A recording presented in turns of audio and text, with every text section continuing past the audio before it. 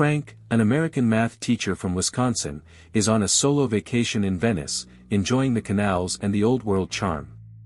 One evening, he meets Elise, a mysterious and elegant woman on a train bound for Venice. She seems to have secrets, but Frank's just drawn to her presence and kindness. They chat, share laughs, and Frank is smitten, but he doesn't know the real reason she's after him.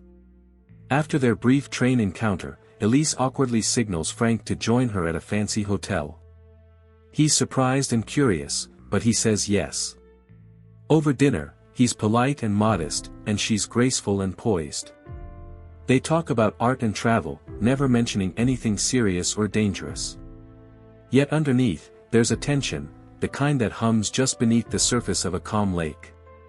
Elise suddenly claims she needs Frank's help, and hands him an envelope with a fake passport, big sum of cash, and instructions. She tells Frank to check into the hotel, assume a new identity, and that someone is after her.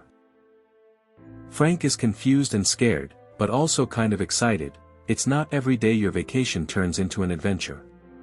Elise acts like she's got everything under control, but Frank can sense that things are bigger than she's letting on.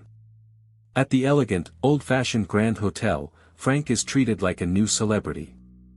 The staff greet him warmly, others glance his way. Elise slips away for moments, and Frank feels both bored and uneasy waiting in limbo. He explores the city, wandering through crowded piazzas and fog-lit bridges, constantly checking for signs of surveillance. His character shifts from tourist to reluctant player in a much larger game. We learn that a wanted man, Alexander Pierce, is believed dead, but maybe isn't. Elise might be hiding him or working for him. There are whispers of crooked Interpol agents, double-crossing operatives, and an international chase involving millions in stolen Russian money. Frank gets caught up simply by showing up. Every smile from Elise or glance from a stranger could be part of the plan. It's clear everyone's wearing a mask. Frank starts to learn how to pretend, too.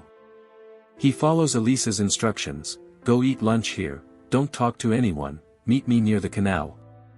With cash stuffed in pockets and passport in hand, he feels like a secret agent in rental clothes.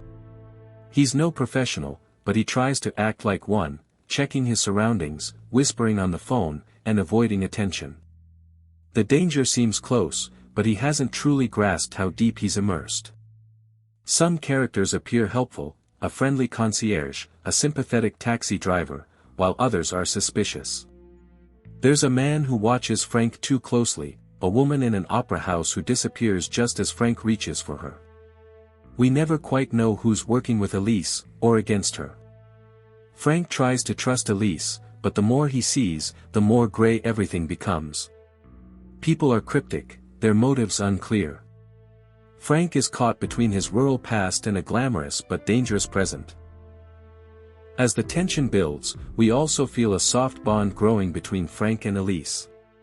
In small moments, walking side by side at dusk, sharing a gelato, quietly listening to a violinist, they connect.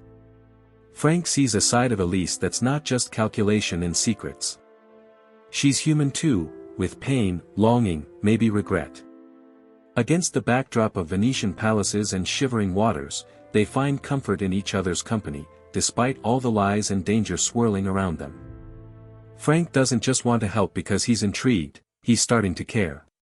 He's realized that if something goes wrong, Elise could be hurt, and so could he.